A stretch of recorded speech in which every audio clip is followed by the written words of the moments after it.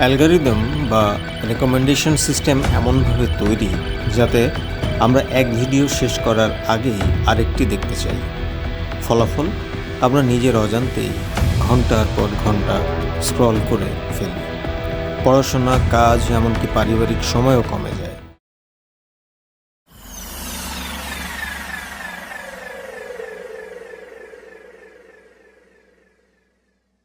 অতিরিক্ত social media ব্যবহারে উদ্বেগ, হতাশা ও একাকিত্ব বেড়ে যেতে পারে।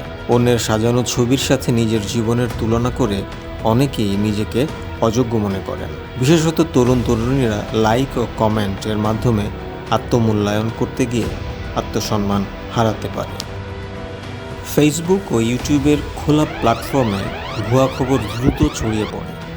স্বাস্থ্য, রাজনীতি বা আর্থিক বিষয় যে কোনো ক্ষেত্রে মিথ্যা তথ্য জনমনে বিভ্রান্তি সৃষ্টি করতে পারে।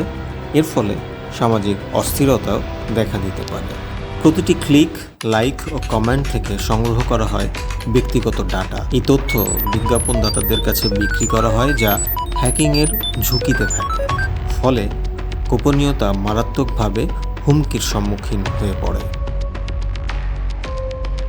অতিরিক্ত সোশ্যাল মিডিয়া ব্যবহারে বাস্তব জীবনের সম্পর্ক দুর্বল হয়। পরিবার ও বন্ধুদের সঙ্গে সরাসরি সময় কাটানোর বদলে মানুষ ভার্চুয়াল জগতে ডুবে থাকে। এতে সম্পর্কের উষ্ণতা ও গভীরতা কমে যায়।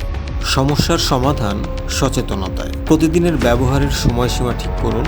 গুরুত্বপূর্ণ কাজের সময় নোটিফিকেশন বন্ধ রাখুন। যাচাই ছাড়া কোনো তথ্য শেয়ার করবেন না।